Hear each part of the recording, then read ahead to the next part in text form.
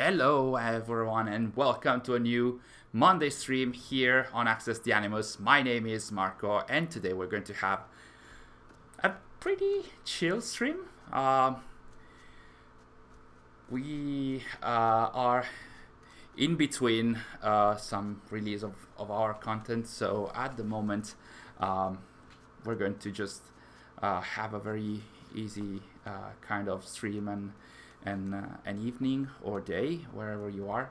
We're going to show you a bit of the Dawn of Ragnarok DLC, some exploring here and there, some items that we can find around the DLC,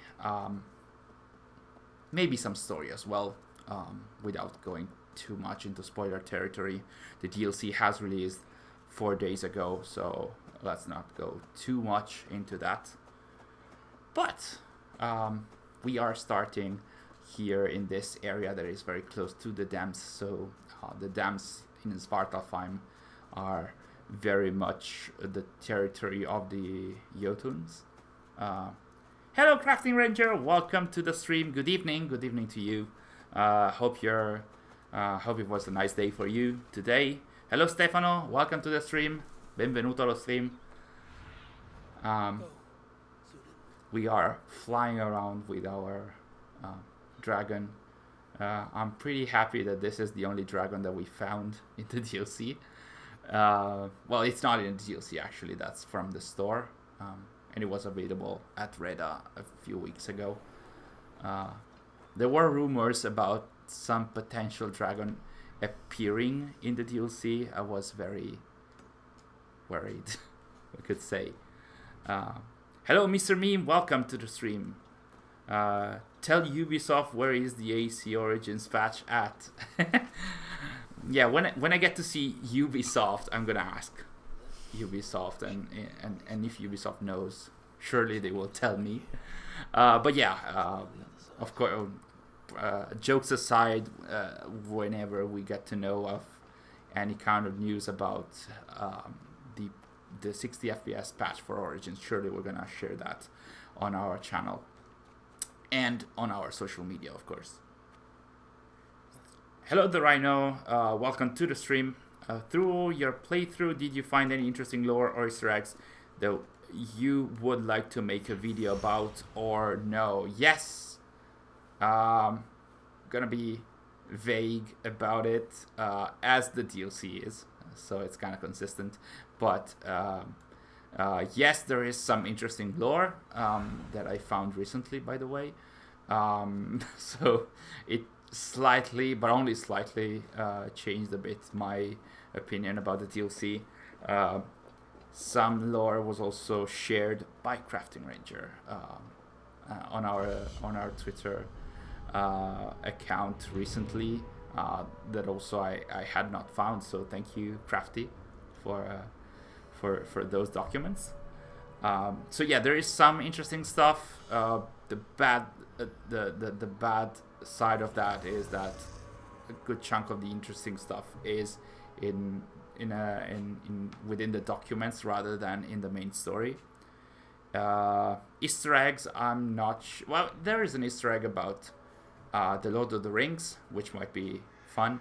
And there is an Easter egg about the artist Banksy. I don't know if you know about them. You can find the Banksy Easter egg, I think, in the Vangen area. That's the 3rd region. Hello, 313. Welcome to the stream. Poof, and I'm gone. So nice to see you again. Khalid, Matteo, welcome to the stream again. Spent the whole day finishing the fish quest in the expansion. Good job, Crafty. I would never go back to do the fishing. I know myself a bit. I would go there and just fire explosive arrows at the fish just to make them fast, because I mean, I do like fishing in games, but not here. And especially the quests that actually tell you to get a specific type of fish and you don't get any map of the fish. It's kind of boring. If I recall correctly, there's a lot of fishing quests in Red Dead Redemption as well, but there are maps, or at least characters, that tell you where to find the specific fish, and in this case I don't think there's any indication. So I'm not a huge fan of that kind of quests or the kind of requests. Will there be a new analysis for Piece of Eden? Yes. Well, there's going to be. We're going to have an analysis here on ATA on the channel about Dawn of Ragnarok. I've been writing the outline. Sorry. Bless you, Sary. I've been writing the outline for the analysis in the last few days, actually. The outline is for the entirety of the analysis. It's already super long. Now I need to refine it and divide it into a few videos.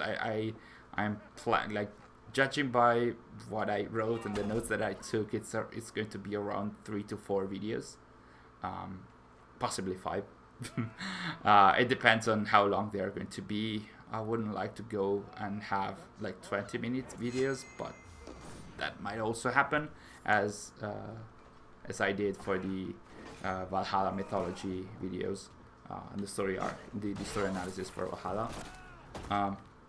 I wonder how Eivor would react if they went to the modern day time. Good question. I mean, we don't know. There's potentially a chance for Eivor's conscience to be somewhere in the modern day. We just know that her body ended up in Vinland, but we don't know if she also used another method to survive, or like if the Odin side of her did something to survive. Matteo, is it true that the DLC kinda retcons the base game? I only read about that, but do not spoil me in what. I'm thinking of this. I'm not too sure as to what retcons the base game.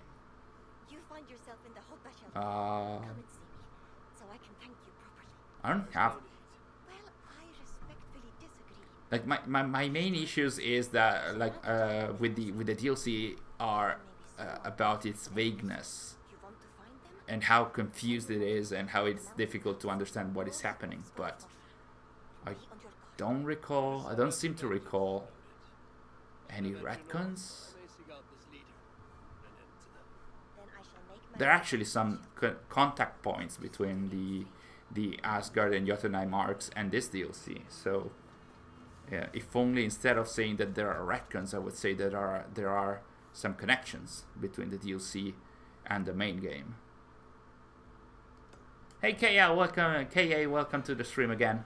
Nice to see you. Hope you're having a nice day, and hope you all guys are having a nice day. Hey, Johnny the Last, what's up? So I've bought the DLC and played a bit, but gotta say, from what I've seen, there are basically almost no first civ info, just the mythical representation with no explanation. At first glance, yes. If you progress in the DLC, I would say from halfway through the story, there's a little bit more of Isu stuff, but it's very difficult to interpret and it's very cryptic or vague or confused. My suggestion is when you are when you're not following the story, just go to the A3 or I3 map region. That's the one at the center of the DLC, and within some of the houses there's a number of documents that are very much tied to the actual Isu story. So it's not ideal to have the story told there through documents instead of the actual story, but the documents do complement a bit the actual story. So I suggest you to go on with the DLC, but yeah, don't raise your expectations because the main story is very confusing and there's a lot of mythology rather than the actual Isu story. Surtur is he Jove or Jupiter? No. Surtur is another character. Some fans interpret Surtur as a representation of Ragnarok or the catastrophe or the or something like that. I do believe that he is actually another Isu from another Isu country or territory that is here represented as Muspelheim. And that's also because this character within the story has a plan, which is very vague, but like they are aiming at doing something with a specific piece of Eden, or let's call it artifact rather than piece of Eden, that can be found throughout the story. So I prefer to consider him as a character that is not Jupiter. Like Jupiter is the leader of the Greco-Roman Isu that are here represented as the Jotnar. So he is different from Jupiter. Spoiler possibly, will you touch on Surtur's plan with the artifact and Baldur? Yes, we will, or I will in my analysis.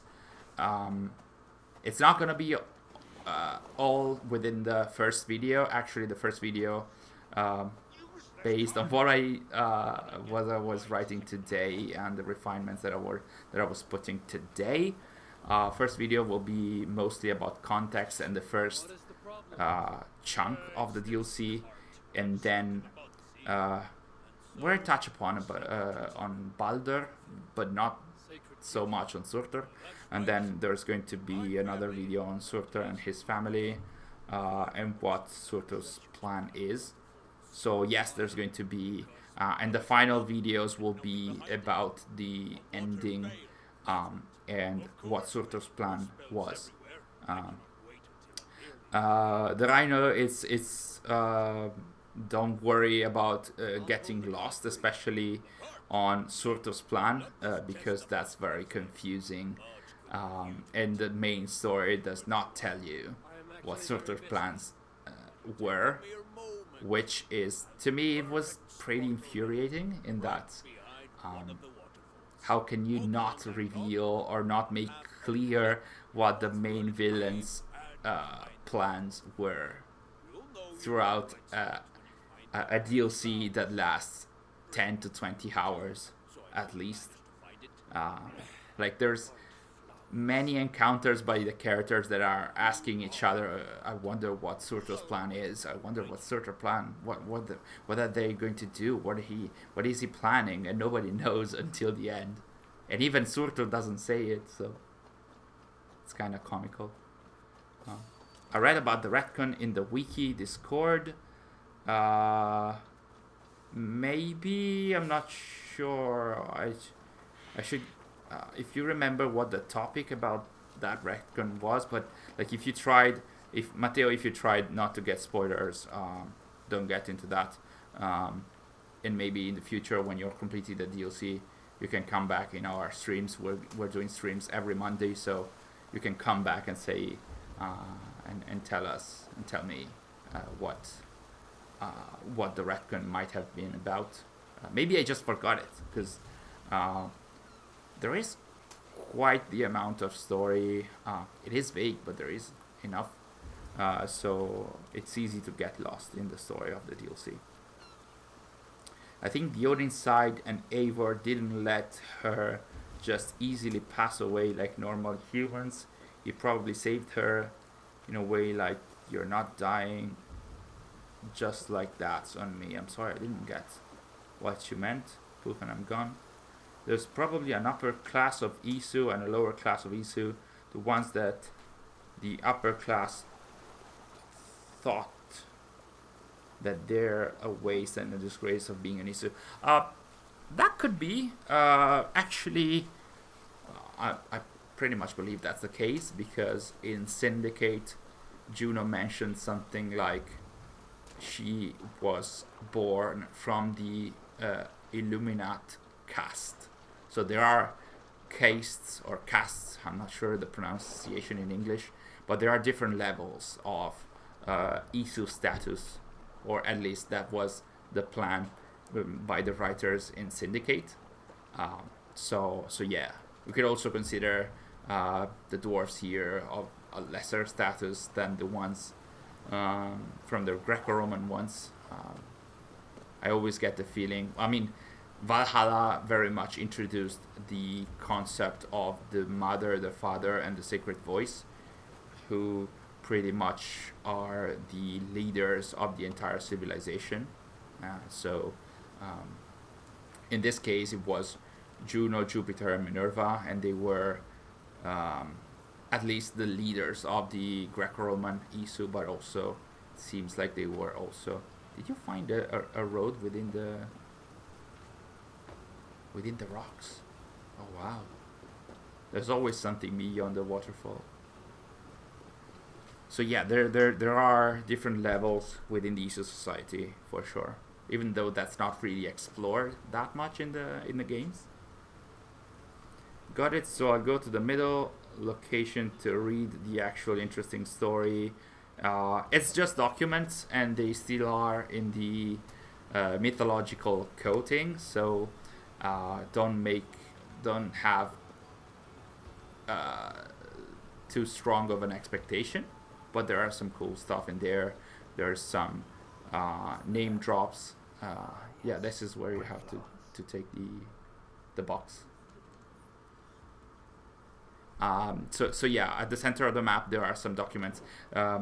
Most of them are located where there are like treasures or like stuff to obtain. So when you get to a specific place at the center of the map, when you get there, look for the artifacts or the treasures or whatever, and around there should be sometimes, not all the time, there might be some documents to find. Does Dawn of Ragnarok tie up the mythical arcs? I would say actually that the ending seems to be a prompt to something else happening afterwards, which I don't think is going to happen in the post-launch for Valhalla. I have no idea how that will be portrayed, or if that's going to be portrayed at all. But yeah, the ending is very much open here. So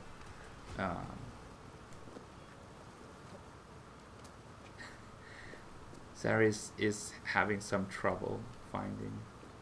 I think you could also. You found a way to get there? Okay. I remember spending quite some time on this world event to find the proper way to get there. It's actually in front of us here through this cave. So yeah, Dawn of Ragnarok does tie up the mythological arcs in that it continues the story that was introduced there, but it ends on an open note. Like there is a post-credit scene that pretty much opens up to something that should have happened after the end of the DLC. Also, I kind of had this thought while fighting the fire giants. Do they represent the fire/underworld tribe in Odyssey, like Hades and those underworld Isu? I am not too sure because I'm not sure about the location in the Isu territory of the underworld of Tartaros and Hades. If only if it's still the plan, the Muspels should be some Isu that were located within North Africa, so they should be more akin to the Egyptian gods. At least that was Darby McDavid mentioned in 2020, but that was off the records. It wasn't in game, so that might have changed dramatically. Hello Tailgate, welcome to the stream. I have mostly been playing Cyberpunk. How is Cyberpunk now after all the patches? Is it better? I was meaning to test it. I had a code to redeem it, and then I never got back to it. would be interesting to see an Isu who was an outcast and then they become a predecessor to the Hidden Ones / assassin. Sorry, did you get lost again? Did you get lost again? No, I lost the box. Oh, I think you can go back to the guy and see if he has the box again. Otherwise, you need to go, just go away and go back. Or we can do something else. Yeah. Let's just move away.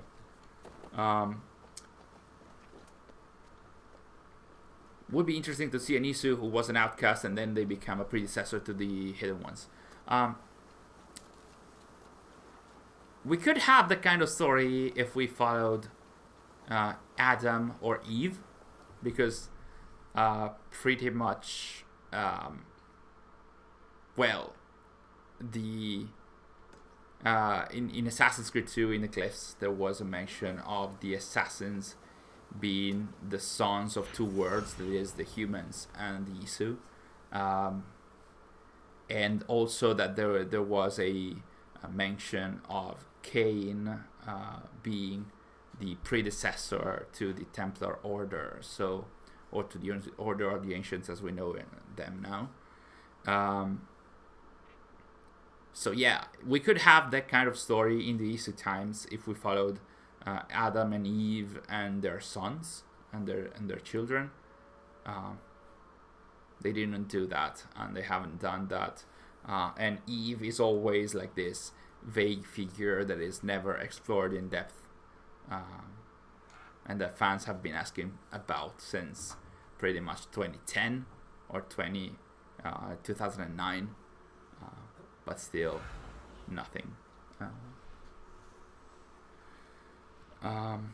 Since could Abstergo be run by Isu sages? I mean, we had John Standish, John from IT.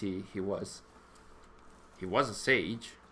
He was within Abstergo, but he was working for his own purpose. So, I mean, technically the Isu sages, like the Aita sages, are working for Juno rather than the Templars. So I wouldn't expect, especially now that all the instruments of the First Will, which were pretty much all the humans working for Juno, they have been wiped out of the story and the narrative. I don't expect any sage to be working within Abstergo unless they are on, like, unless they're doing that secretly, pretty much. I was about to miss a question. Since you have put in some time into this game, is it worth the money Ubisoft is asking for? No, directly, no. The DLC is not worth it. Valhalla, as a main game, yes, it is worth its value, both at its release, even if it had a lot of bugs and parkour wasn't good and the stealth was not working properly, but the story and the game in itself, Valhalla, was pretty good. So it was worth it back then, and it's worth it now that it's discounted. Dawn of Ragnarok is not worth the $40. Absolutely. Not as it is now, and not in the future. I don't expect that to be worth $40. You cannot assassinate. This is one of the Sin Mara's Chosen. It's pretty much one of the Zealots enemies that you can find in the DLC. It's like a mid-boss that you can find. And there's 3 of these, and there's 5 of the Jotun version of these. And the 3 Muspel guys will allow you to obtain an axe, a fire axe, kind of like that, but you need to kill all of them. And then the Jotun ones will allow you to get the Jotun armor, pretty much, which is a set that you can use throughout the DLC. But yeah, to answer your question, no, it's not. The DLC is not worth $40. To me, it could be worth 15 to 20, maybe a bit more, because the world is pretty big and you can do a lot of stuff here. If you're a fan of the story of the Isu lore and stuff, I would suggest you to expect even more. to be more discounted. Was Jesus Christ an Isu? No. In the Assassin's Creed universe, or just a mortal man who came across Isu tech. Based on the Assassin's Creed 2 glyphs, he was actually a mortal man, presumably a mortal man, who came across the Shroud of Eden, and well, he did a bunch of miracles, and also those are supposed to be some kind of illusions created by the pieces of Eden. But of course, considering the topic, Ubisoft avoided that like crazy since 2009, pretty much. I mean, it was mentioned in 2010. It was mentioned by... Sorry? It was mentioned in Valhalla. Jesus? If I'm not wrong. Really? Might have forgotten. In that horse ride with the blonde woman. Oh yeah, sure. Like Jesus was very vaguely mentioned in a horse ride with Fulke, with the Isus specialist of the Order of the Ancients in Valhalla, but he's just name dropped. But yeah, he's briefly mentioned in there as well. Let me see. I'm missing your questions.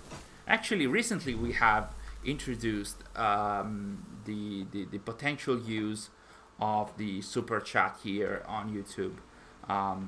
It's a very tiny element that you guys can use to have your questions come on top of the other ones, and it can help us with a tiny donation that would help us greatly to improve our tech and have better content in the future. So if you see that your question is not getting answered, or if I'm missing your question and if you'd like to help us, also there's also the option of the super chat. So otherwise I'll still scour through the chat and answer all the questions for sure. So is the game less buggy now? Rachel is asking.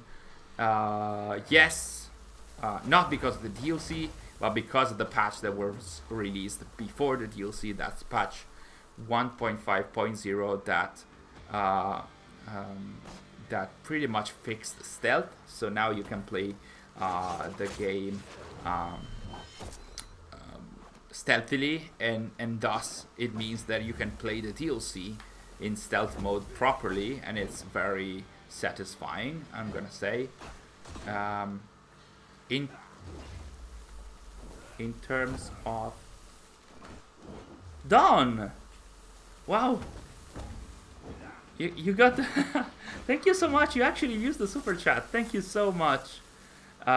This chat is super. This is my TED talk. Thank you. Well, actually, thank you, Dawn, for the donation, and thank you for the comment. It's very kind of you, and this will absolutely help us in the future. We are going to try and improve everything that we're doing here at Access the Animus, and we are also in the middle of an internal revolution in terms of the content that we're trying and do. You might have seen recently that we are doing more content oriented towards the community, so we are asking some more of your opinions and comments, and in order to do those and to comment your comments, and also to do the streams, we had to upgrade a bit of our tech. So any other help that you can give us will absolutely support us in trying and create better content with better tech, and even more content. It's what we are actually trying to do, and we are, like I said, at the center of some kind of revolution, because we only just touched upon some new potential content and some new potential platforms that we would like to explore. Sary, you're close. There we go. So yeah, thank you so much, Don, is what I'm saying. Poof and I'm gone. It seems like Eivor had more personal beef with Fulke than any other ancient one / Templar they killed. Yes, but that's very much motivated by what Fulke did to Sigurd, who was pretty much a brother to Eivor. So it makes sense that Eivor had a beef, especially with Fulke. And so she was also very satisfied when she dealt with her. Hello, Pascal. Welcome to the stream. I'm doing great. I hope you're having a good day too. What's your favorite part of the DLC, and what's the least favorite part of the DLC for you? It's the same question that we asked on our social media for our future community reactions video. If you'd like your comment to be featured in that kind of video, be sure to follow us on our social media on Twitter or Facebook and answer the question with the hashtag ATA Labs that you can see on the lower left of the screen. And to answer the question myself, I'm gonna say my favorite part of the DLC is the gameplay in general, and especially the powers that improve the gameplay. More specifically, the power of Jotunheim, and which helps stealth. You can teleport to the roofs, and then you can assassinate from a distance, and then disappear again. It's pretty cool, and it helps with the social stealth as well. And the other power that I like is the Raven power, which allows you to just fly pretty fast across the world, and especially when you're close to a viewpoint, you can just get there super fast and then move on without having to climb entire mountains, which proved to be sometimes pretty boring, both in Valhalla and also in the DLCs, especially in Ireland. And then like my least favorite part of the DLC is how vague the story is. I did mention that at the start of the stream. I still stand by it in that it's very tough, very complicated to understand what this is about, what the story is about. I mean, you get the general feeling of the story, but what the characters are doing, and especially why, what their plans are, what is happening, like what they are doing, what the artifacts at play are doing, all of that is super vague. So yeah, not a big fan of that. Hello, Supreme Santiago. Welcome to the stream again. So nice to see you. You think the A3 tower is the first solution tower? Yes. That's my personal opinion. That's my personal theory. The tower will be at the center of probably the final video of our analysis. Or the second to last one. I'm not sure yet, but the tower is one of the main focus of our analysis, as much as it is not one of the main focuses.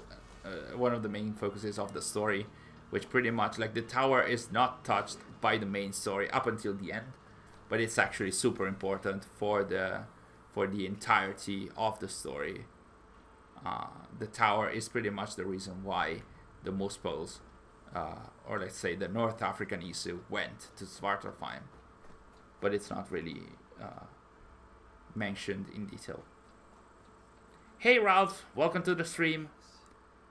Hello Ethan, welcome to the stream as well. Ubisoft dropped the ball by not having Arno hunt down Shay along with Connor, like The Rock hunting down his bros killers in the movie Faster. Yes, a lot of people back then in 2014, 2015 also, they really wanted to see some kind of crossover between Connor, Shay, and Arno, because that's the proper time to have them all meet. and there were a lot of fan fictions. Some were like I saw some comics by Sunset again, who was and is an amazing artist, and they were amazing. I would have loved to see any kind of game featuring these 2 or 3 characters. It would be nice to see some kind of crossover content with them now, but I don't see it. I don't expect the devs to go that much back within the in the developed games, so I don't think that is gonna happen. I can see AC Rift, or whatever its final name is, being revealed at this year's E3 if all the rumors are correct. Same, I would expect that, because year 2 of Valhalla will slowly get to its end. I would expect some roadmaps about what's going to happen on Valhalla till its end, before the announcement of Rift, or whatever it's going to be called. But yeah, I'd expect that Assassin's Creed's new announcement at E3, if there's any, will be about that new game. Why the effects of the abilities in England changed? The reason, welcome to the stream, Poppy. The reason for that is that in England, you are in the real world, in the historical world, while now you are, like, Svartalfheim is just a mythological world. This is happening all in Eivor's mind, and in Odin's memories. So now, like, this, all the magic stuff here is not supposed to happen within the real world in Norway and England. So the reason why the abilities are different in the real world is that they may not be permeated through magic and electricity or anything like that. So all the human-like effects that you can have can be like fire or just impact kind of effects, but you cannot have magic in the real world, pretty much.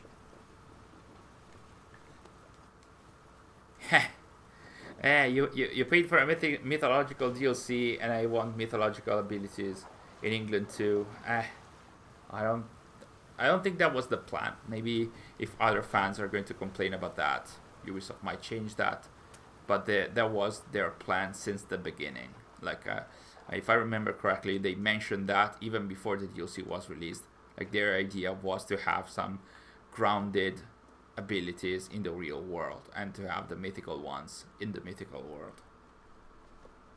Do you guys think there's gonna be any more crossover stories? Asked Ethan. Yes, I would expect that, at least in Origins. Sorry, where Ubisoft has announced, or at least mentioned, that they're going to have a patch, a 60 FPS patch for Assassin's Creed Origins, and that may or may not lay the ground for a crossover in there, as much as was the case for the 60 FPS patch for Odyssey that laid the ground for the Odyssey crossover. So yes, short answer is yes. I would expect that, and also the post-credit scene of the Odyssey crossover very much hinted at as something happening in Egypt. So I agree with all your points regarding the gameplay. In terms of the vague story, it seems to me that they couldn't finish a lot of things they would have loved to finish, not only in the story. I agree with that, Pascal. I strongly agree with that. After we are done with the analysis of what is actually in the DLC, I'm planning to have a video also about the plot points, or like the stuff that is in the DLC but feels like should have been something else, pretty much. So all the stuff that is left open, or all the stuff that seems unfinished because they weren't able to complete the DLC as they wanted. So I would like to have something like that as well, but it might be in some weeks, because I would expect it to take me some time to do all the analysis videos that I'm planning. I would like to be faster than I am, honestly. There was a question by Crafty. What happened to Jupiter's throne from the deep dive trailer? I've been asking myself the same thing all the time when I play the DLC. I don't think I've even seen it in the DLC. So of course, fans, we all see stuff where it is not, me included. So when I saw the same throne that was used by Jupiter in the Jotunheim arc in the deep dive trailer, I expected Jupiter to at least appear, but that was not the case. But also the throne is not there. Also the throne is just there. It's not there. I don't know if it's in a room that I haven't seen, but Jupiter is not there. The throne is not there. The only thing connected to Jupiter is that there are some soldiers called Suttungers out. I don't remember the name. Basically, there's like these 5, or actually I should say 6 soldiers. They are pretty much the best generals of Suttunger, of Jupiter. They are there to spy on what the Muspels are doing. And then we have another character that is one of the targets in the mission, called Malviger, who is also like the right hand of Jupiter, and you need to find her and do something with her and the artifact. I'm not gonna get into the spoilers, but yeah.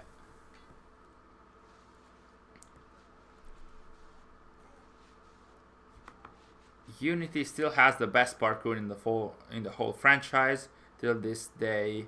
Yes, I agree. Yeah, let's enhance the quality. As Sary, actually, when you enhance the quality of the hood of the Fire Giant set, it's pretty cool, honestly. So you can do all of them actually. Yes, Unity has the best parkour in terms of visuals and how varied it is.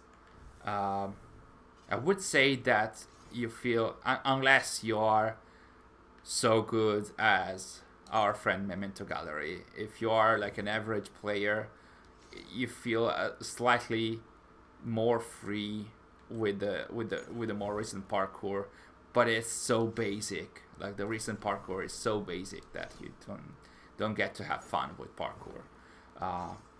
And if you're very good at Unity, you can pretty much feel super free in Unity as well, and just go around as you want, wherever you want, and in such a cool way.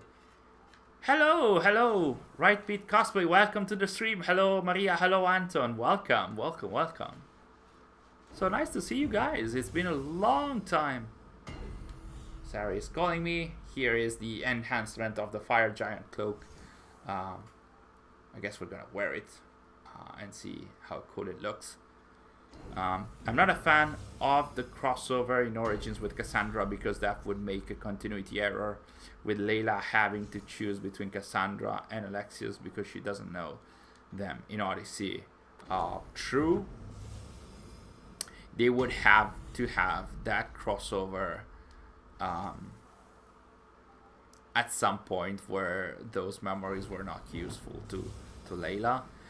But of course, if they're going to do the crossover with yeah, it's gonna be complicated. I agree with that, Matteo, you're right. It was already an issue when Odyssey came around, and especially when Legacy of the First Blade was released, because the moment that Layla used Aya's DNA, yeah, you can take it, Sarah, of course.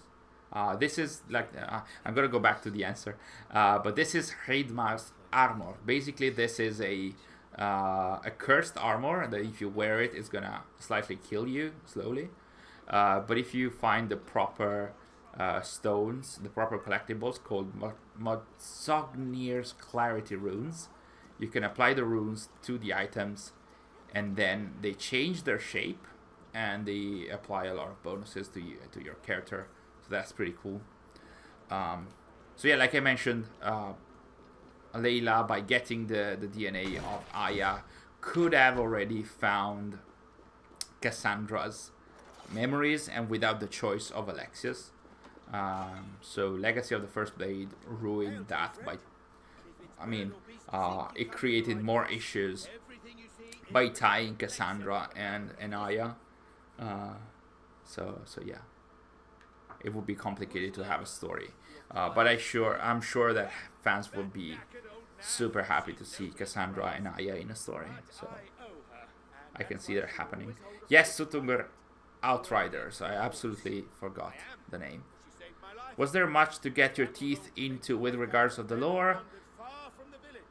After watching my playthrough twice, after playing and then watching my playthrough, I found some interesting stuff in the lore, but at first glance and at like the impact value, it's not really.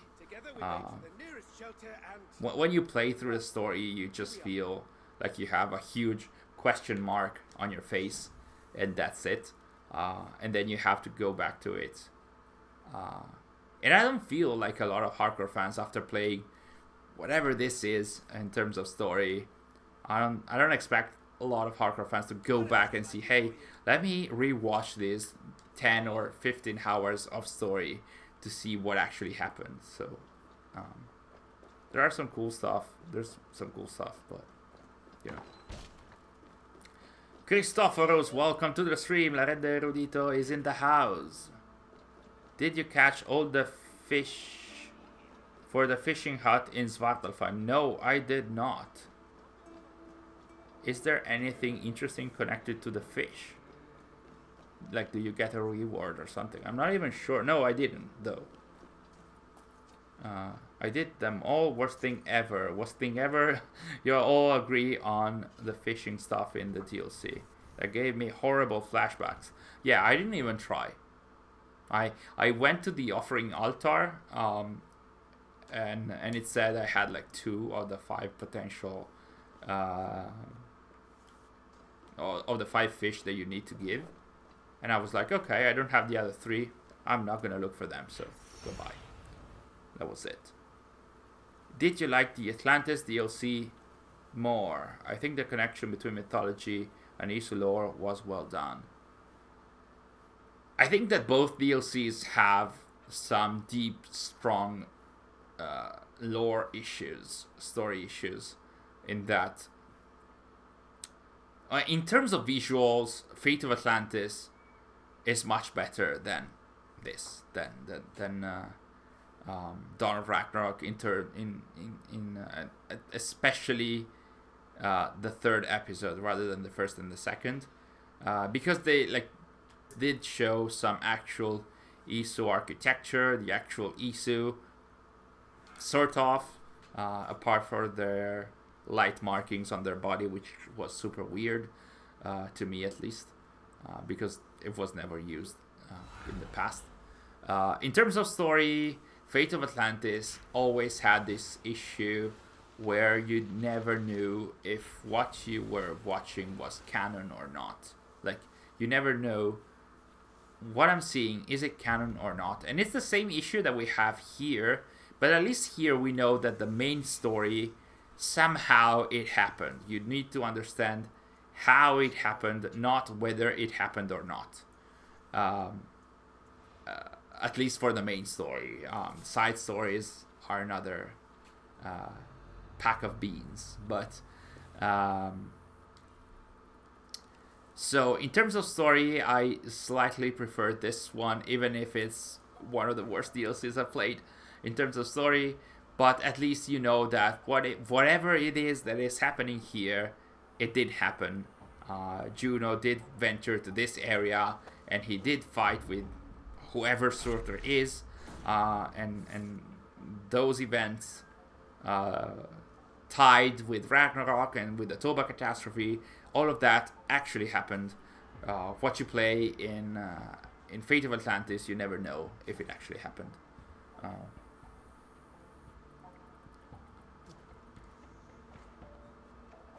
You can unlock rewards. The fishing hut actually features several waves of contracts.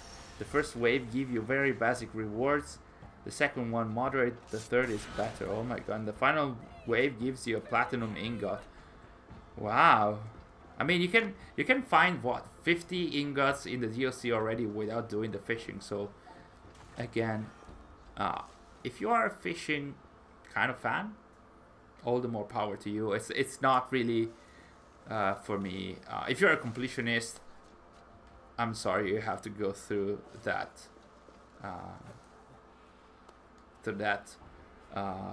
terrible situation. But yeah,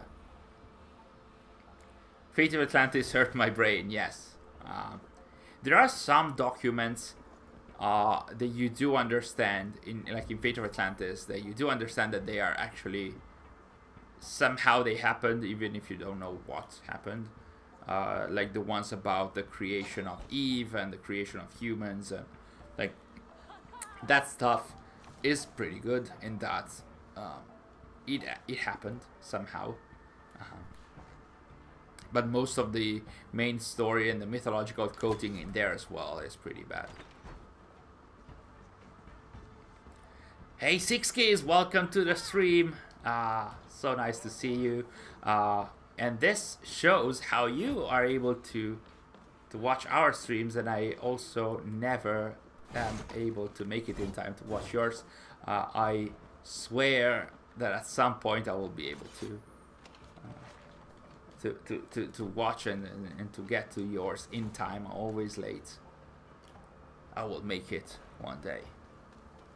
A story of a hidden one who is portrayed as a has-been who doesn't have it no more. So the Brotherhood took his master A rank for being irresponsible. And wow, you really thought through your story.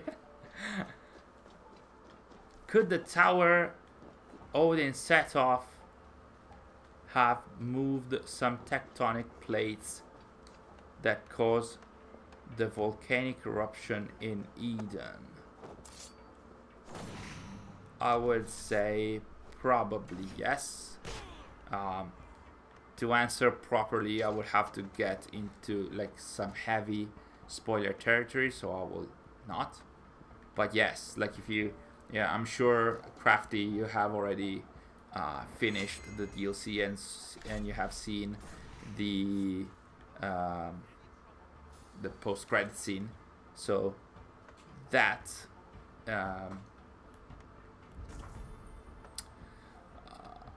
yeah, you could say that whatever Odin did at the end of the DLC caused the Toba well, it was connected to the Toba Catastrophe, and thus, yeah, I could say to answer vaguely because I don't have to. I need to not get into the spoiler territory. The answer is yes. The tower pretty much caused all the fire on the earth, or at least some of that. Actually, this DLC's ending could be something only seen as part of Eivor's dream, and not something that happened in every story, because it makes no sense with the actual lore. What do you mean, Christophorus? Javi didn't cause the Toba Catastrophe. Yeah, I mean, that ending of the DLC, again, trying not to get into the spoiler territory, it's kinda inconsistent with the idea of that is established in Origins about the catastrophes happening over and over again in the Earth. But there's some. I'm gonna get into the. It's gonna take me some time to try and find a way to make sense of this within our analysis. But I'm gonna try and make sense of this. So, hello Assassin's Creed community, welcome to the stream. It annoyed the hell of me, and I've spent a day trying to wrap my head around it. I'm gonna try and do that as well. But that's depending on how much I'm going to write, because I tend to be very wordy in my analysis. So depending on how much I'm writing, it's going to be, I'm going to try and make sense of that ending in the third or fourth video of my analysis. So, Sim Sivar, thank you for joining us. See you next time. Altair's Bloodline, welcome to the stream. I've seen you around on Twitter a few times. Thank you for joining us. In the new update 1.5.1 probably will be announced tomorrow. Well, usually, well, I mean, the announcement could happen tomorrow, yes. Patch notes usually are released on Monday. The patches are usually released on Tuesday. In this case, if they're actually only announcing it with a roadmap, it could be tomorrow actually.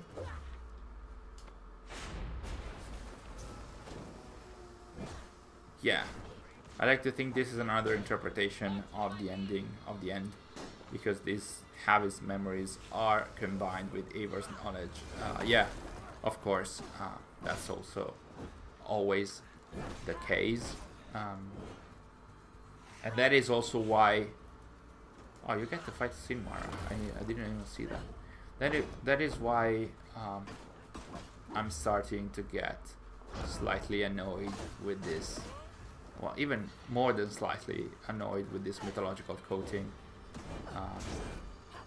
You never get to see the full picture, and while in the main game it was done pretty well, at this point seeing it over and over, it does feel like the devs do not, well, not the devs, but like the team in general or the decision makers, it seems like they do not want to commit.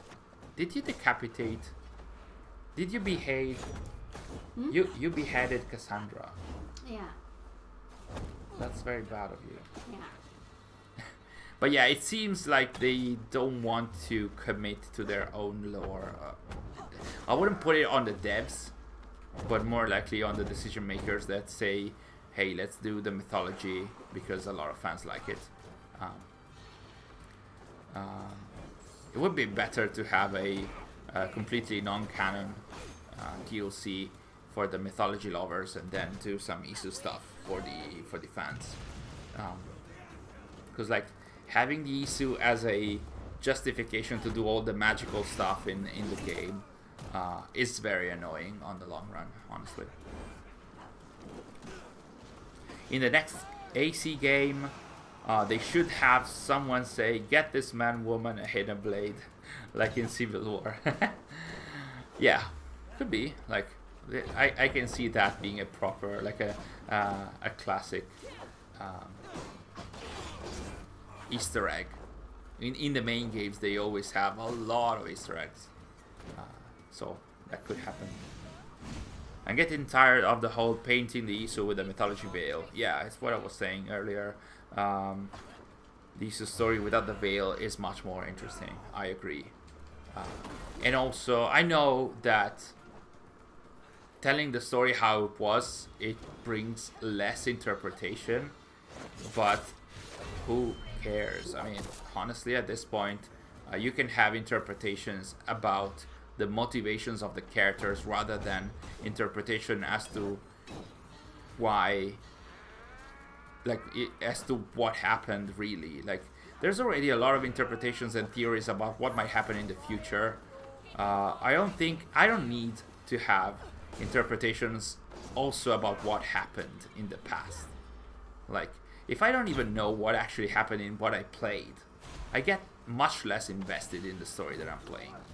Like, I don't know what is happening here. Like, when I played Fate of Atlantis, throughout the entire DLC, so throughout the entire 3 episodes, I didn't care about what was happening, because the entire premise was that not all of that was actually true. Not all of that had actually happened. So my idea was like, if the DLC doesn't really care about telling me the true story, why should I care about what the DLC is telling me? Like, if this is not even useful for future installments and for the story, why should I care? I'm just gonna try and enjoy the gameplay, and the story is not gonna be my concern. That was pretty much my reaction to Fate of Atlantis. And sometimes I had the same feeling in Dawn of Ragnarok. But at least here you know that these events happened somehow.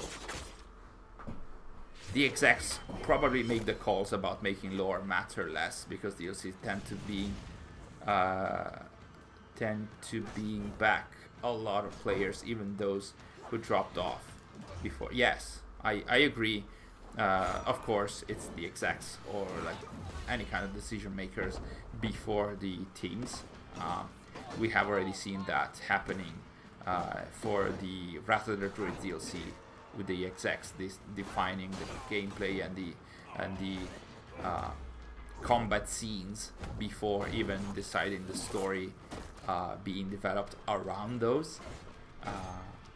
The mythological scenes in the Wrath of the Druids DLCs had to actually be written after that. Then an exec decided what the fight was going to be about and what the reward was going to be about. So of course, if you start by the gameplay and then have to write the narrative around it, it's always like the story is always going to suffer from that. So yeah. Oh yeah, the hints and metaphors. Well, to help the Latin American community, I've made a list of references I've spotted. Gonna work on it after I'm done with the side quests. Yeah, I mean there are some. There's some, but starting from the idea that you're gonna only have hints and metaphors for the longtime fans, that are the people that have stayed with the franchise the most. I think that is sometimes it's pretty disrespectful for the fans. The people that have followed the franchise for years and years, giving only hints and metaphors is not the best thing ever. I understand that every piece of content now has to cater to all kinds of fans, which is one of the biggest hurdles now that AC is 15 years old. But then, not catering to the hardcore fans is, I don't think is a good move. Like, never, unless you are open about that. If you're saying this content is not for the hardcore fans from the start, sure, we're gonna get mad about that, but at least you're open and transparent about that, and that's fine. Hey Maz, welcome to the stream. Sander Corvin, too bad Eivor is completely clueless regarding the history of the Isu weapons, the Apple of Eden all around, not to mention he or she seeming uninterested how strangely got the Excalibur. Yes, that wasn't really nice. Like, she got the sword, she did all the lighting thing, like she pointed to the sky or whatever, and then that was it, and then she didn't talk about that anymore. But apparently that sword would be at the center of the upcoming Sword of the White Horse book. So there's that, I guess. Fritjover! Dere, Fritjover! Oh, I love that. Assassin's Creed semicolon unintelligible. That was an amazing joke. I love that. I also like Tira. She's an awesome and mysterious character. I agree. The way in which she screams to get your attention sometimes can be a bit bothering, but also that sticks to your mind. Like, you're thinking about Ashley in Resident Evil 4. I mean, Ashley in Resident Evil 4 was much more obnoxious in her way of calling you. Like, here, Tira is kind of fun. in a way.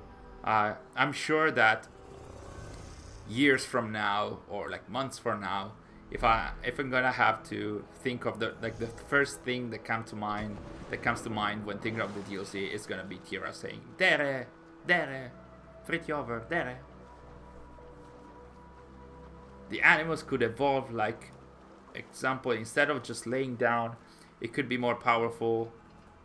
That it becomes really portable, like some special glasses or a bracelet, something advanced. Yeah, that would be cool. Wasn't there? I mean, there were some visors. The Brahman visor was pretty much a visor that you had to attach to. I think it was just a visor. So they could turn them into some super cool Google glasses-like device. Would be nice. As you're going on, like you in your life, you just at the same time you're experiencing the life of an ancestor. Eivor is probably the only AC protagonist to have used the most pieces of Eden with all the main game Isu weapons, and I think the Morrigan's shield could, yeah. Of course, it was Cassandra before her, I would say, and before Cassandra, I think it was Giovanni Borgia from Project Legacy, but now it's Eivor, and of course that comes from the idea that you get post-launch. And if you want magic in your post-launch, you have to have the Isu.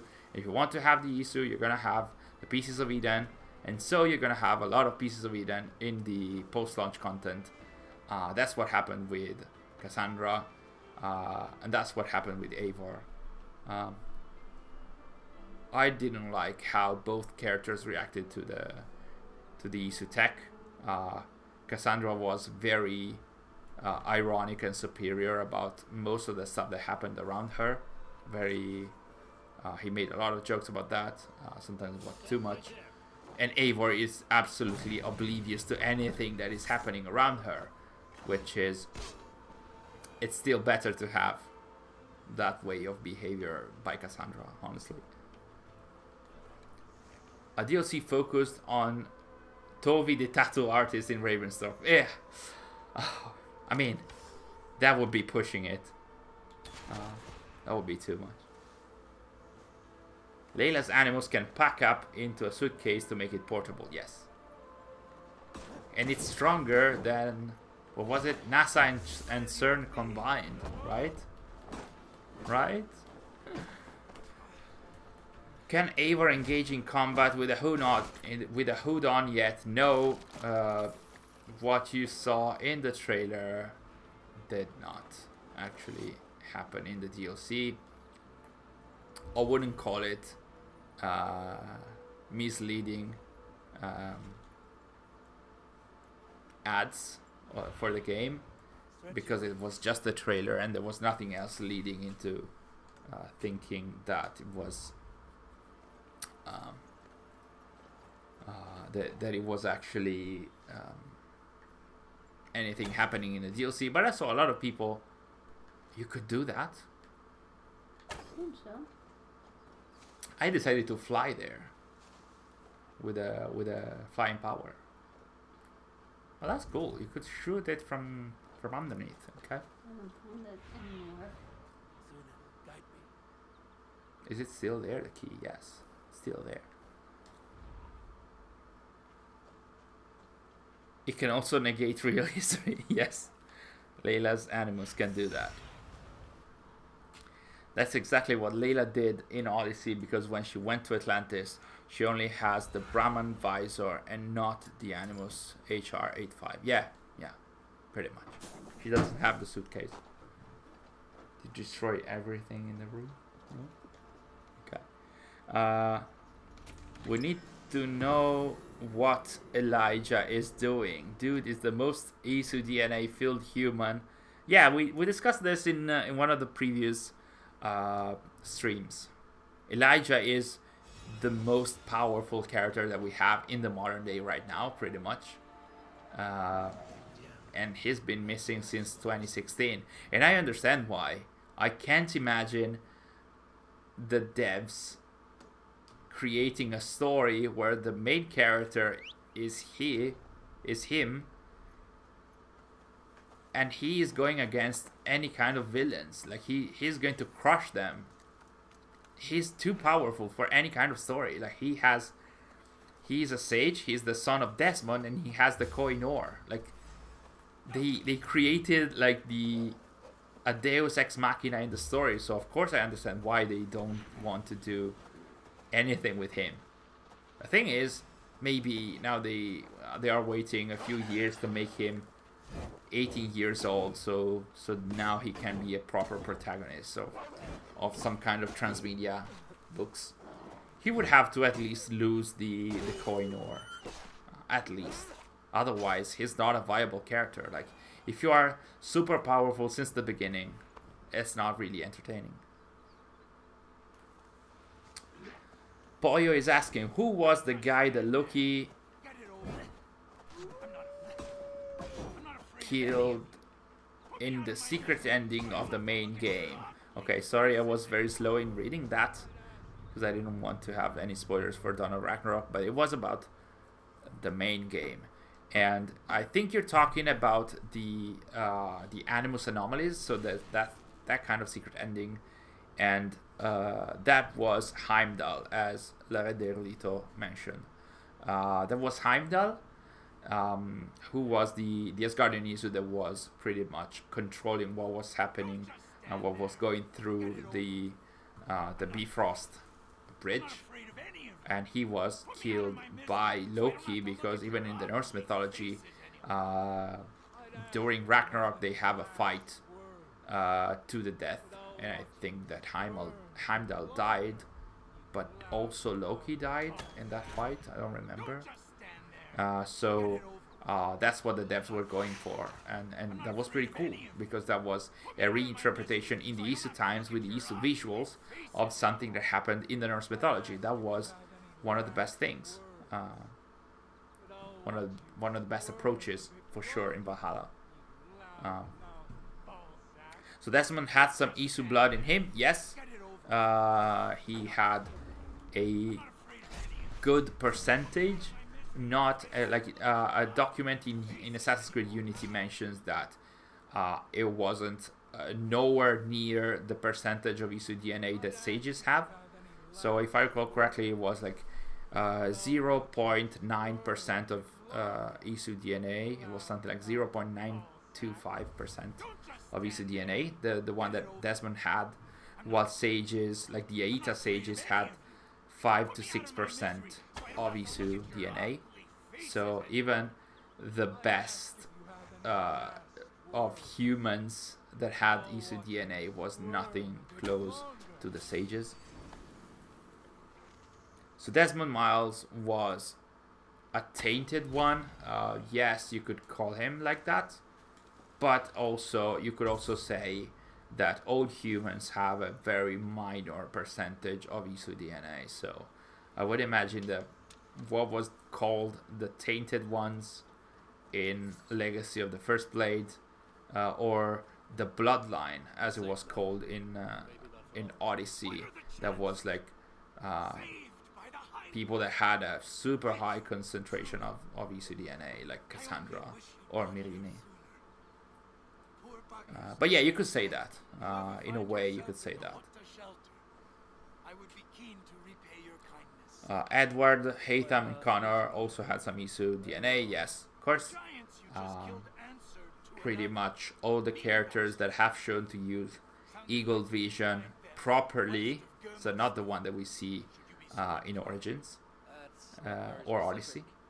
All those characters had a good concentration of Isu DNA, like Arno, for example.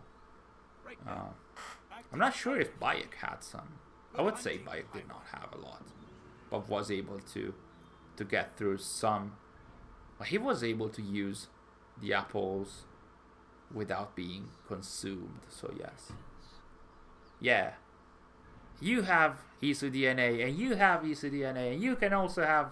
We all have Isu DNA. AC is gonna start messing with timelines. Is gonna start? That train has long gone, my dude. they have messed with timeline. Well, they haven't done the alternate timelines. They did the calculations, which is different. But they have already had some issues with timelines. And they already did some. They tested the ground with the Philadelphia experiment and stuff like that since AC1 actually. But yeah, thankfully we have only one timeline. And as of now, it's always been clear when it was an alternate one. So it needs to be pretty clear. Like, if we're going to have Infinity when we have some alternate stories, because those are the ones that Desmond and Layla are exploring within the Yggdrasil, that's fine, I guess, within the Grey. You just know that is not canon. You know that. Good for us. It just needs to be mentioned properly since the beginning. Just got out of classes and I'm glad I made it to the stream. Hello Kage, welcome to the stream. So nice you made it, and it's so cool to see what you just said. Like, you did your best to join. I'm so cool. I'm so happy to see that you guys are trying to make it in time. Such a great feeling, honestly. You can only calculate what will happen in the future. Yes, time travel is impossible in the AC verse. And also alternate realities do not coexist. You can calculate what will happen or what might have happened at any point in time, but there's no branching timelines or whatever. Like, there's no stuff like you can see in the Marvel Cinematic Universe, for example.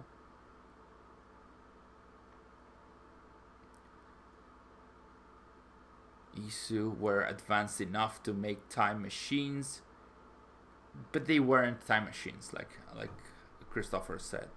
I saw an Infinity leak that said it will have a game mode that actually time travel. Hopefully that leak is fake. I didn't see that and hope it's fake. I mean, seeing what they're doing with the mythology here, I wouldn't be surprised, but let's hope. I mean, Darby is still in there, and he made a point to make it very clear in Valhalla, at least in the main game, that magic and time travel has no place in AC. It has to be very clear to the player when what they're seeing is something that is not actually what happened, like the mythology arcs. It has to be understandable by the players that something is not really happening the way they're seeing it, or that something has no place in AC. Not even the Isu could travel to the past. It's very much mentioned in AC3. They did try to do some kind of like time travel and change the past, but they were not able to do that. They did try. They looked into time travel, but they were not able to. Main timeline, Desmond does timeline do too. He lives. Yeah, hopefully we don't have different timelines unless they are just fake timelines, like the calculations. I fear Loki will cause mayhem amongst the assassins in the modern times. I fear that they might not continue Loki's story. That's the thing. That's a bigger fear, honestly. I do hope that they do continue Basim/Loki's story in the modern day. I'm not holding my breath. I'm worried about that, honestly. I hope that's the case. Yeah. Now we have Basim, who is his reincarnation. Like, he's there, but he's not really there. Yeah. It's not the actual Loki, yes. Like, Eivor is not the actual Odin. Oh. You did this, like, this is one of the world events that actually has a pretty longer narrative than just doing an action and then just going on. Like, here you are tricked by a Jotun, and you're sent to a prison, to a jail that is very far from where you actually were. And then you have to find a way to sneak out of a prison. And this is the same prison that is very important for the story later on. It's tied to Baldur and like all the main events here. So yeah. Let's see if Sary can find a way to get out of the prison. Like now that Odin is also like kind of like doesn't have their equipment and stuff, this kind of reminds of when I think it was Edward Kenway who was in the prison and then has to find a way to get out. Yeah, you need to find the huge guy. Not a great start, probably. But yeah, you have to fight him first and then you can get your equipment. No, they won't help you. No, you cannot go outside. Come on, you can just go with the drop kicks. Just run and light attack, drop kick. And you can make it. It's not that tough actually. So is Basim / Loki living Eivor's memories in the Dawn of Ragnarok expansion? You don't know, and the thing is, oh, come on again. Hide user.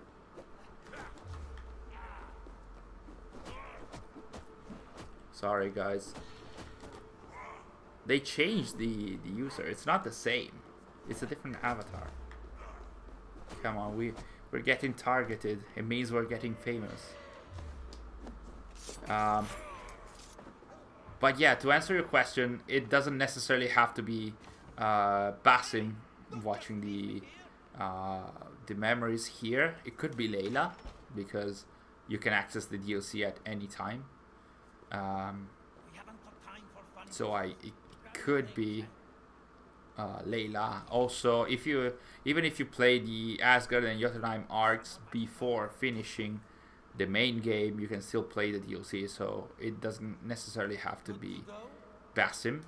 Although it would be cool if it were Basim watching these memories, because you can imagine him very much enjoying seeing Odin suffering as he's going through the pain of trying to save his son. He was pretty condescending about the Animus at the end of the game. He said the Isu had machines like the Animus long before the humans invented one. Yes, that is true. So of course, I mean, I think since AC1, but it was mentioned also later that the Animus is based off Isu tech. Or was it mentioned in Revelations? It was mentioned in the early Desmond games. So the development was based on the memory disks or something like that, some Isu tech. So so yeah, of course the Isu had this kind of tech in their time, and it was a better one for sure. So yeah. The Yggdrasil machine was a machine that could simulate fictional worlds with a lot of precision, and the memory seals. Yes, exactly. So they already had this kind of technique, this kind of tech. Sorry. So yeah.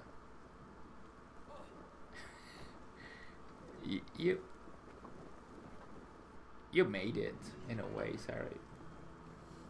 Try and not go on the boat while you're still on fire, otherwise the boat might catch fire as well. Alright. You won't have to do anything. They're gonna drive, so they're gonna just sit and enjoy. He's gonna talk about stuff. Also, fun fact, Einar is a common name in Scandinavia. It probably sounds exotic to foreigners, but here is a fairly common name. Yeah, I didn't know that as well. It is indeed common, even in the game here. Like we have an Einar character even here, who actually turns out to be a very good character, even if at first he seems to be a traitor. Thank you for mentioning that, Tailgate. Absolutely didn't know that. It was mentioned in AC1 by Vedic. Yes, I remember that. I mean, I had a vague memory of that. And then I think it was complemented by something in Revelations about the memory seals. Hello, Alpha. Welcome to the stream. You made it this time as well. So cool to see you all. We're becoming sort of like a community here in the stream. So nice to see all the known faces, but also all the new fans. How many pieces are scattered in the world? Officially, it should be or should have been 50, because that was the classification by Abstergo in the first games. Then they kind of effed it up already in AC2, where some versions of AC2 had the shroud being Piece of Eden 66, and then, well, they went on without numbering them anymore. So there's a lot. I'm not sure if there's a current count. Also because the definition of Pieces of Eden is very, it has a gray area. Like on the wiki, for example, you can see that there is a difference between Isu technology, like the key for the final room of the Grand Temple, you know, the Ouroboros key from Assassin's Creed 3, and the actual apple or sword or staff. They are actual Pieces of Eden. Hello, goodbye, Christophorus. So nice for having you all this time. Was a nice chat, and was nice to see you in the chat as well. Thank you so much. Enjoy the remainder of the day. Have fun. See you next time, maybe next Monday. Moses stuff. I would add more to that. Moses stuff is not only that it could be some Isu tech. It's actually confirmed. Did I see something flying? No. The Moses' staff was actually confirmed to be one of the staves of Eden in the glyphs of Assassin's Creed 2. Yeah, I think it was mentioned by Clay, by Subject 16, who mentioned that staves could fakingly open the sea, and so the opening of the sea by Moses was an illusion created by the Staff of Eden within Assassin's Creed, which was pretty cool to know back then. And it's, I think it's over here, the word event. I think you don't have to do anything more. They didn't give me anything. Sorry? They didn't give me anything. No, you did. No, it was a long word event, but you didn't have to do, like, they didn't give any reward. It was just, you know, the reward is the time you spent with them. Sary is not satisfied at all. Orf, I haven't finished the DLC because I'm using an exploit to farm platinum ingots and other resources. I think that there's a way to get the ingots even without exploiting the game. I think that in some areas of the map there are some guards that are walking around, and if you're flying, you can see them like with a yellow marker, and they are walking around on the standard streets, so not in the cities, and they have an ingot in there. I think it was in the northern part of the map, and if you kill those, you get like wealth obtained or something like that, and then you can reset the game and they're going to be there again. It's not even an exploit, it's part, like, it's in Valhalla as well. Even in Valhalla you can find different ingots. What are you trying to do? You're trying to go up? Mm-hmm. Isn't it going up? Oh yeah, okay. You need to go super up and then... Oh, that's very risky. Sary is a much better player than I am. I wouldn't have risked that. You have to... Okay. I'm not gonna mention that. Obsessive completionists like myself want to upgrade all to divine quality and maximum level. Yeah, you can... like I said, you can get those normally, but it will take you a lot of time. If you want to upgrade all the gear to divine quality, the ingots that you find in the DLC are not enough. But you can find some guards walking around with the ingots. So if you have patience, if you don't have patience, yeah, of course there are some other ways, but it's best not to talk about them here. So yeah, Isu could have built spacecrafts and get out of Dodge before the Great Catastrophe even was noticed. Yeah, but somehow they decided not to. I don't know why, but they could not. It's either that or the catastrophe hit every planet. I don't know. Like all the solar flare hit all the systems or all the close by systems. Honestly, I wouldn't know. So, how are you faring, Sary? How are you faring? Having fun? You want another question? Really? You're gonna get spotted. One cool thing that you could do here, if you have the power of Jotunheim, and I don't think you have it. No, I changed it. Too bad. You could teleport over the roofs here, and then do the teleport assassination.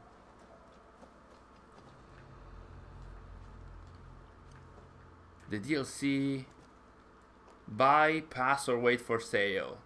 Wait for sale, at least.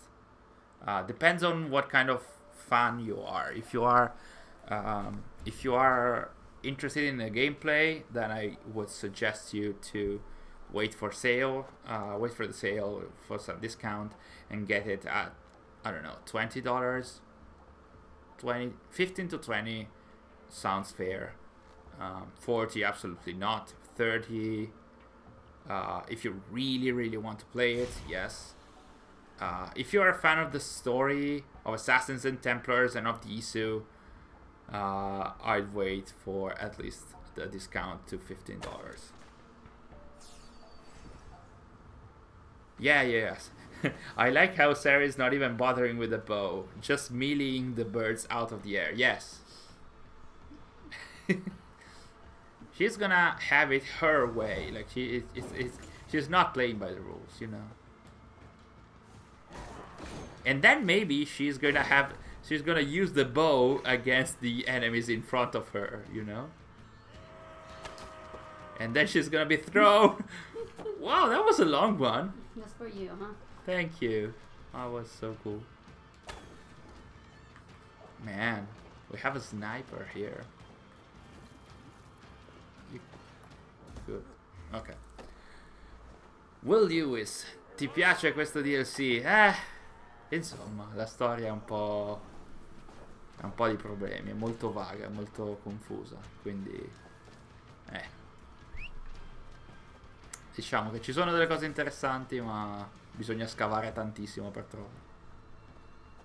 I have a notepad where I'm writing every piece of info I can get of the Isu from the DLC.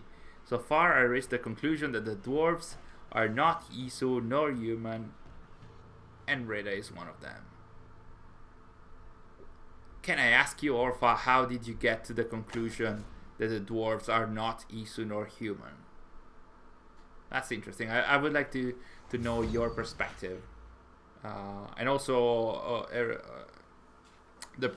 what all of you are thinking about, like who the dwarves are, because I also have some ideas, but like they are very generic. Like vaguely believe that there are some other types of Isu, just another race or another group, and that's it.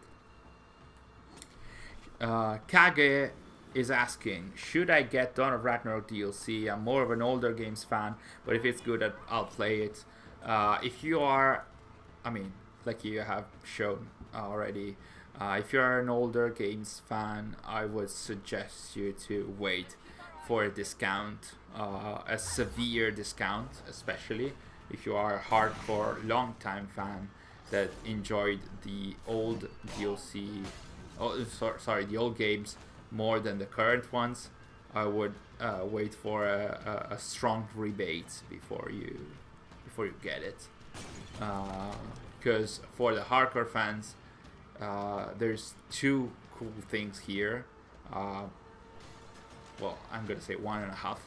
One is that stealth and social stealth work in this DLC properly, even with the mythological coating, and then there is some Isu story that is connected to the Toba Catastrophe, but again, it is vague and confusing and very tough to interpret. So Kage, I would suggest you to wait, unless you can't wait and want to actually absolutely play it.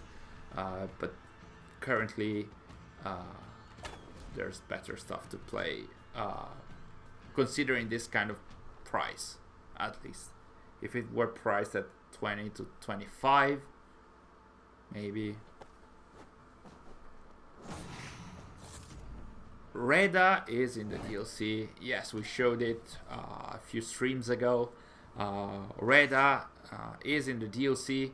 I'm not gonna spoil why or how, but he is explaining why he is in the DLC. So, Ethan, if you're interested in that, it's pretty much at the start, in the first shelter. The story will take you there, and when you're there, explore the first shelter, and you will find Reda. Well, what he's doing here, he's kind of explaining it. He doesn't go into details, but he explains why he's there. And it kind of explains why he's also in Origins and Valhalla. So, yeah. I just thought the dwarves were a different Isu culture. Yeah, that's pretty much my same. I believe pretty much the same. They're just a different group, in my opinion. They're just a different group from a different territory, like the Asgardians or the Greco-Roman or the North African Isu. There's, if we are to follow the nine realms, there should be at least 8 groups of Isu. Then there's Midgard, who pretty much represents the humans. Lagarde, welcome to the stream. So nice to see you again today. Did you see the Jonathan and AC experience last video? They are very upset against the DLC. No, I haven't, but I've heard about Jonathan at least, that he is very upset about the DLC. I would agree with what you mentioned. There's a lot of dissent about the price, the story content, and asset reuse. I'm gonna say I agree with almost all of that, in that the price is too much compared to the content. The story is mostly bad, in that it's vague, in that it's very difficult to understand and interpret, and also I believe that we don't have to have stories that we have to interpret too much. Like, it's okay if you have to interpret the motivations of characters, but if the DLC doesn't even show us what is actually happening, I think that's on the DLC itself and not on us as fans. And there is some asset reuse, but that doesn't surprise me. I mean, it's a DLC. Sure, when you are charging $40, you would expect more new assets, and there is some new assets for sure. There's a lot of lava. There's the golden mountains. There's some cool stuff for sure, but there's a lot of asset reuse. Like this location that we are here right now, that we're seeing right now, this is fully made up of asset reuses. But again, I'm not surprised. It's a DLC, so that's bound to happen. What was not bound to happen was to have like a $40 price over it. So that's pretty much my interpretation. In the codex, Sean mentions that the dwarves were more technologically advanced even than the Isu. That was the worst, no, not the worst maybe, but one of the worst things in the entire DLC for me as a story fan. The mention that dwarves and Isu are different entities. I think that was a mistake by the writers and some... I don't want to accept that dwarves actually existed in the Assassin's Creed universe. So I think that was something that wasn't caught by the writer that checked the script for the DLC. I do hope that's the case, because it got me pretty well, I wouldn't say mad, but actually it got a hysterical laugh out of me. So I wasn't mad, but I was. This is the power man, if you'd like to use it. So yeah, exactly, when you're charging for 40 euros, we expect more. Absolutely, Lagard, absolutely. $40 is 2/3 of the main game, of the value, of the original value of the main game. So you would expect 2/3 of what was presented with the main game. I'm not surprised, like I said, with the asset reuse, because this is a DLC for Valhalla, and they found a proper explanation. So all of this world is made up in Eivor's mind. So of course she is interpreting the Isu memories through what she knows. So that's a proper explanation to have asset reuse, because of course she is seeing what she knows, pretty much. But $40 should have been 2/3 of the Valhalla map. It should have been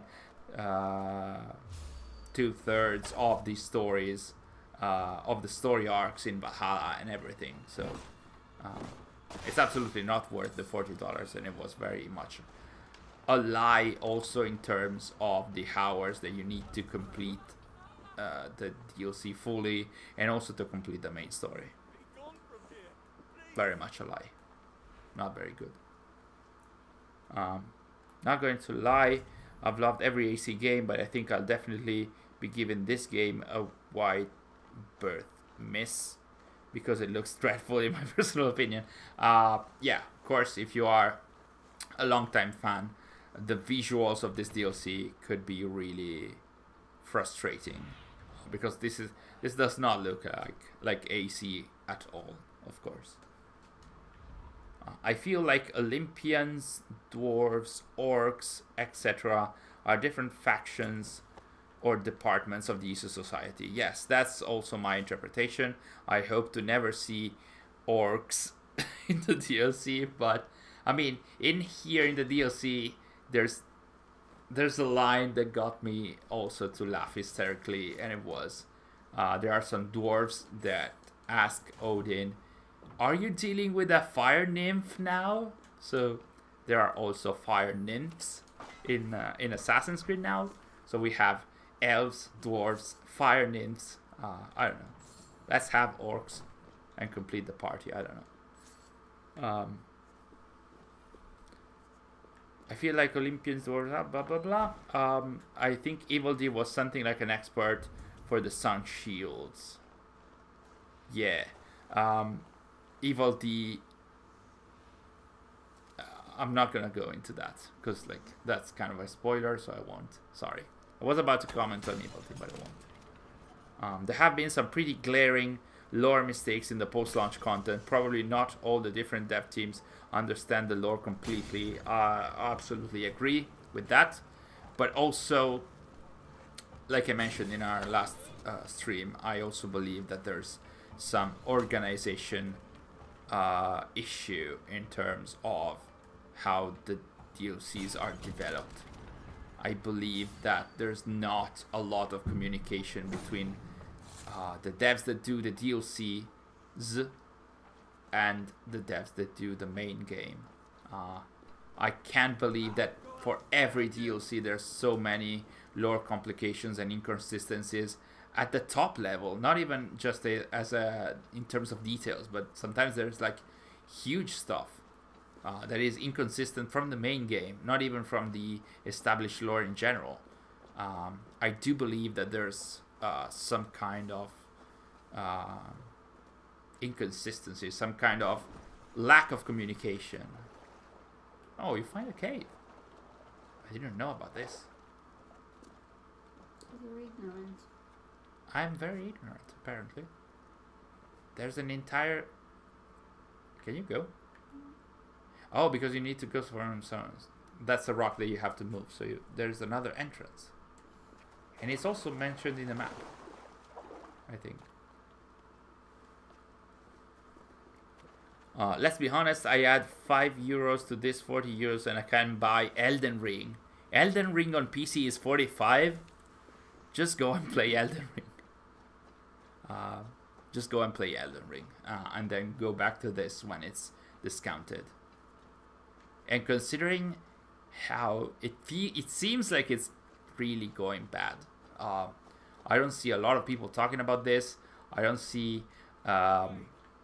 the reviews weren't particularly good. I would expect this to get, like, the price here to go down very soon, honestly, because otherwise they're not gonna make a lot of money out of this. I would expect. DLC's ending is so boring. I expected very much about it. Yeah, I agree, Stefano. It's actually... It also ends pretty much abruptly. Then there is a post-credit scene. But it doesn't save how abrupt the main ending is. How hard it is to make a solid, grounded, old-school AC game or even a DLC. It is hard when you are expanding to the open world RPG kind of games and you are expanding to a new type of players.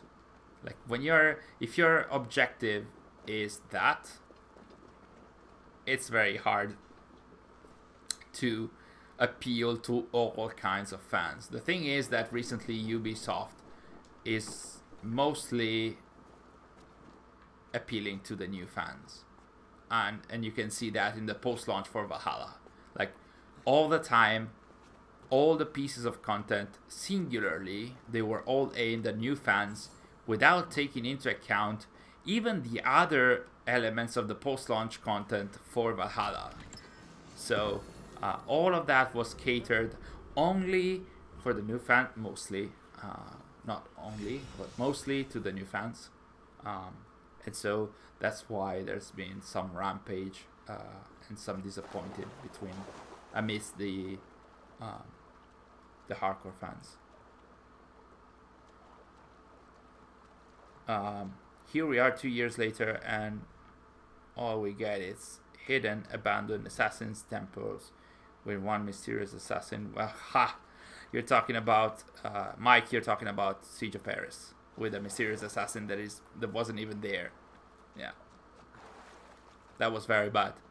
It was cool when they revealed it, but it was also super bad because it's an assassin that is called AC in an assassin ruined location, and you don't get to see him or talk to him. It was very bad.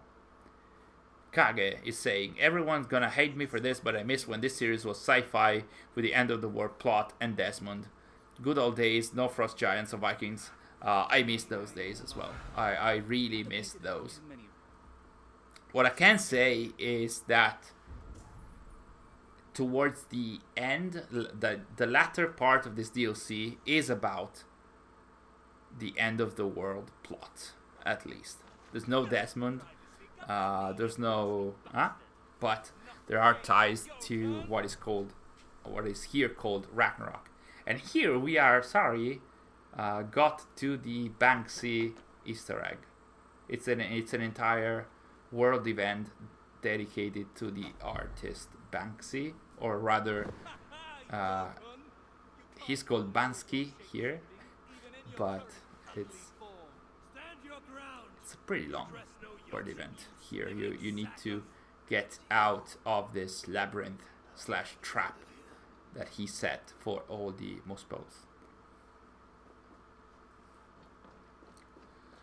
Svartalfheim should be near all of those places I just mentioned. I didn't see what were the places that you mentioned, Orpha. Let me just go back. Do you think Svartalfheim is in Eastern Europe / Asia? Since Jotunheim is in Western Europe, Asgard in Scandinavia, Muspelheim is Northern Africa, and Vanaheim is probably the United Kingdom.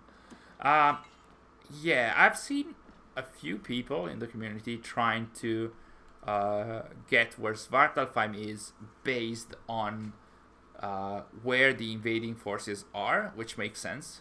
It's a very logical approach, because you just say like the invading forces cannot be so far from here, otherwise they wouldn't be able to invade the territory. But yeah, I honestly don't know. It could be the case, but there's as far as I know. Wow, and Sary died here. As far as I know, there's no indicator as to where Svartalfheim is. We should take a look at the map, because it was shown that Asgard, the map for Asgard in the main game is actually very similar to the island of Svalbard, I think, very close to Norway. So that's where Asgard was located, and so that's where the where Asgard was located, pretty much. Who's Banksy in the community? He's not a member of the community. He's a famous artist, like world-renowned artist whose identity is not known as far as I know. I think he's like a mysterious artist that creates installations across the world, and I'm pretty sure that his their identity is unknown. Do you think there will be next DLC about Ragnarok? It will be cool to play as Isu Odin, see how the Isu built the Yggdrasil. Yes, it would be cool. No, I don't think that we will see a new DLC in Valhalla, and I don't think that we will see a real Isu DLC. I don't think that we're going to do that. Sary, do you need a hint as to how to do this? So basically what you need to do is to transform into a Jotun and teleport with the bow in order to have like those few seconds where you can move the... I did it, but they killed me. Yeah, then you have to teleport again. So like have them getting closer to you and then teleport now to the farthest one. Yeah, you need to do that without dying. Go. Push.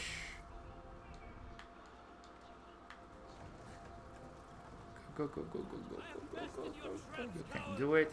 And this is to end the event. But before you go up, you should do this also for the other thing down there. So you need to just go back there, teleport again if you can. Otherwise, just go and swing your axe or like your out gear. You hide in haystacks in Valhalla. The series has a massively muddled identity and isn't what it once was. Not for me personally, but you can enjoy what you like. To each their own. That's the thing. There's a lot of... Did you close yourself? Yeah. Outside? You scared of the mice? Try to push them back. Well, you can go and complete the event as you inadvertently did, and then you can come back to get the ability, or you can just move on. As I said in the community post, they could have added some new Animus anomalies that showed what actually happened in Svartalfheim. Yeah, it would have been pretty cool, honestly. Actually, now that Taygate mentioned it, we did the community post when we asked your reactions about what you liked and disliked about Dawn of Ragnarok. We're going to make a video about that, but if you'd like to your comment to be featured in that video, I'm going to discuss your reactions. Please add the hashtag ATA Labs to your comment. Otherwise, we will get that as a message that you wouldn't like your comment to be featured in the video. So yeah, please add your hashtag to the comments if you'd like your comments to be featured. And we did ask actually what's your favorite and least favorite. Yeah, you still need to go to the farthest end. We asked your favorite and least favorite part of the DLC, and I would have loved to see.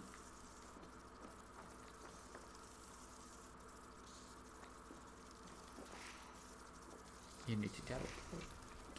Yeah, I got it. Oh, sorry. I didn't mean to.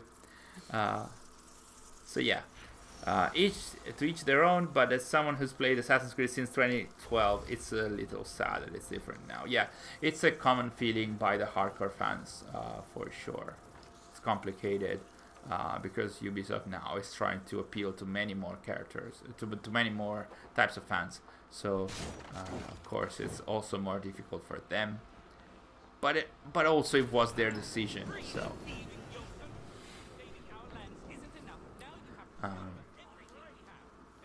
it's a very complicated situation, for sure.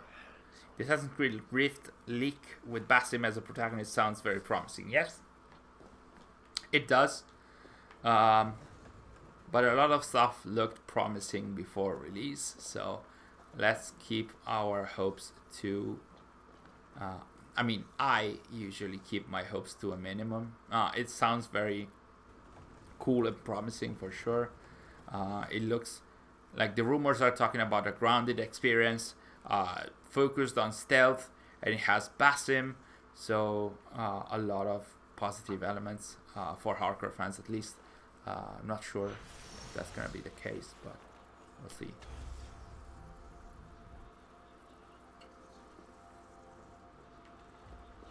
Oh yeah, Mike, if you'd like to use your comments, please, if you'd like your comments to be used in the video, please comment underneath the post in the community tab. It's called community reactions, I think, or community discussion. And if you comment in there with the hashtag ATA Labs, we're going to potentially feature your comments and either tweets or in the community tab here on YouTube as well. If AC Rift is a thing, I doubt I'll be very different. It'll be very different from Valhalla in terms of gameplay. Probably. We don't know how much time they have spent on this, but if it's true that it emerged out of the deal of a planned DLC for Valhalla, yeah, I don't expect a lot of gameplay changes. But those are all rumors. We don't know. Maybe it's been in the works for 3 years. Who knows? Not all of us. I like where AC is going and have been playing since AC1, and I agree with Yubi that it was time to step things up. Understandable. I mean, AC1 had its own issues. I loved AC2. Brotherhood had some issues. 3 had some issues. I mean, most of the games always have issues. There's nothing perfect aside from AC2. Evolving a franchise is never a bad thing, but you call this evolving the AC franchise? Well, this specific kind of content, this DLC, probably not.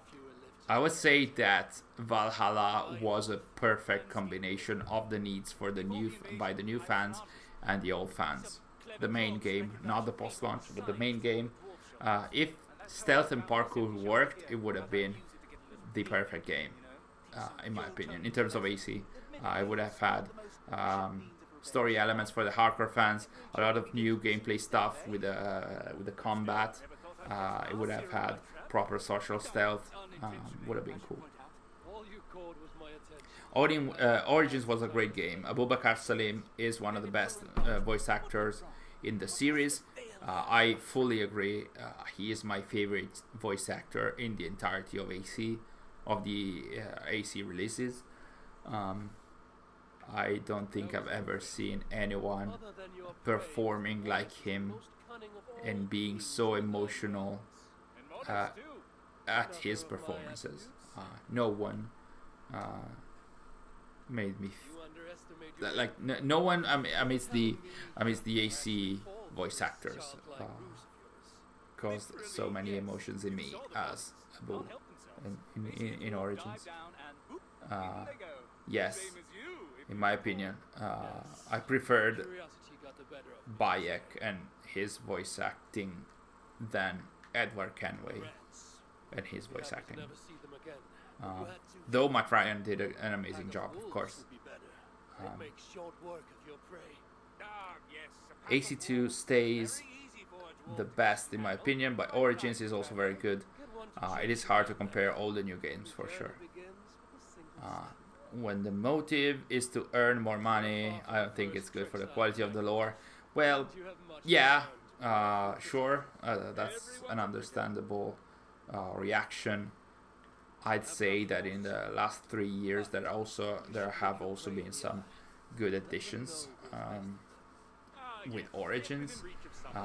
The story had a lot of issues since the RPG structure was added, but I also agree that like side quests are more interesting the way they are designed now than they were earlier. The worlds are pretty cool, even though they are super extensive, and sometimes it really haunts you to see like, am I going to explore all this world? Maybe a more compact version every now and then wouldn't be too bad. Origins was good for what it was, but imagine if we had gotten the plant story with Amunet. I would have loved to see the actual original story, what some are calling the Derby Cut,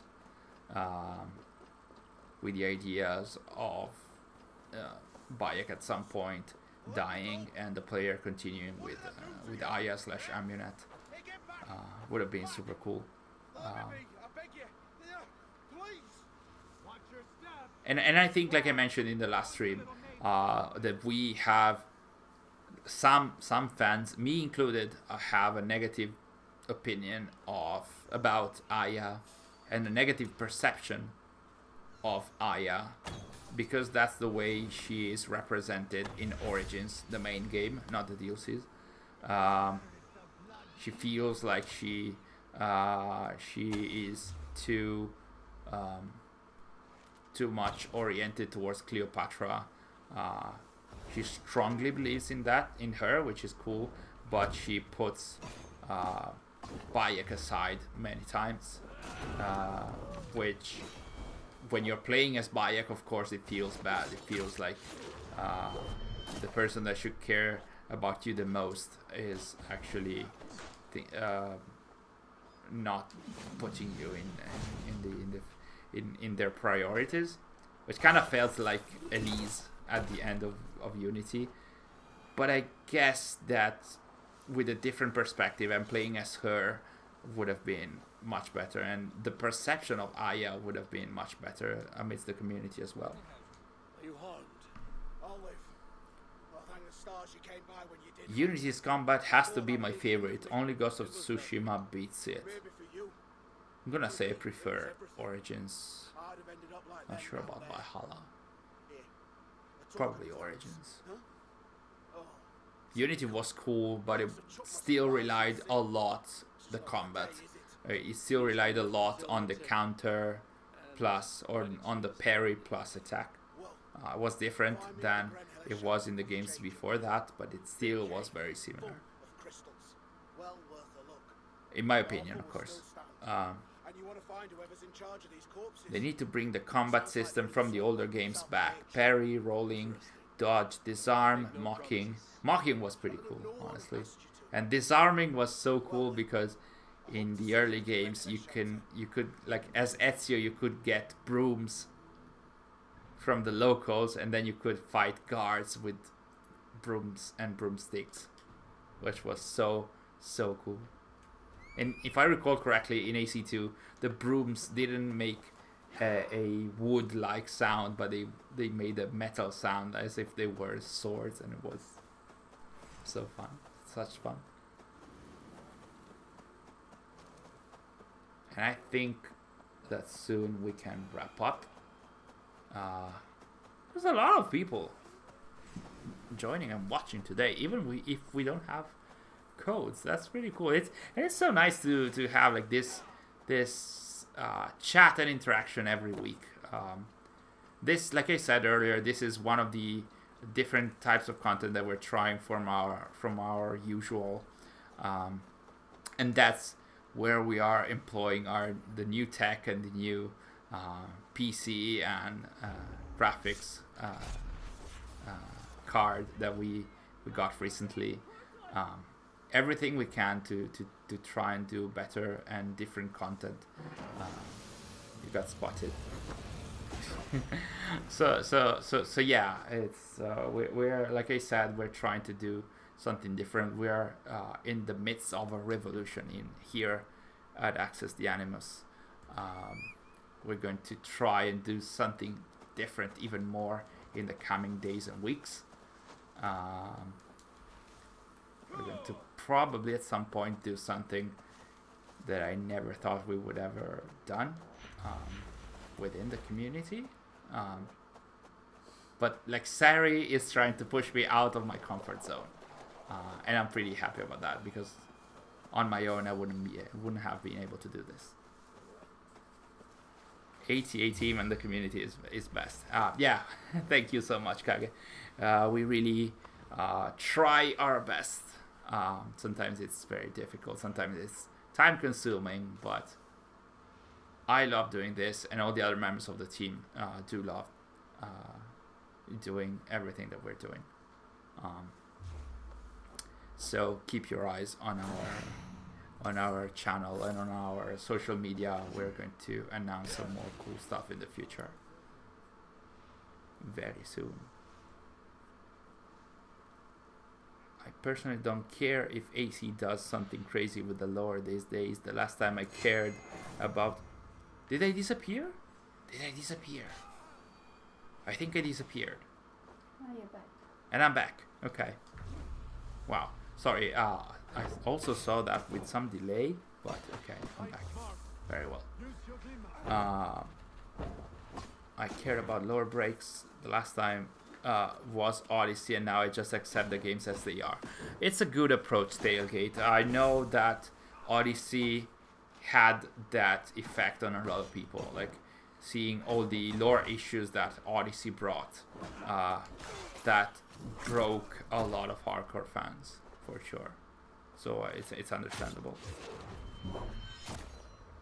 It's a very good mindset, as this Ilsma, I'm sorry for not pronouncing your name properly, as they said, it's the right mindset if you still want to enjoy the latest AC games.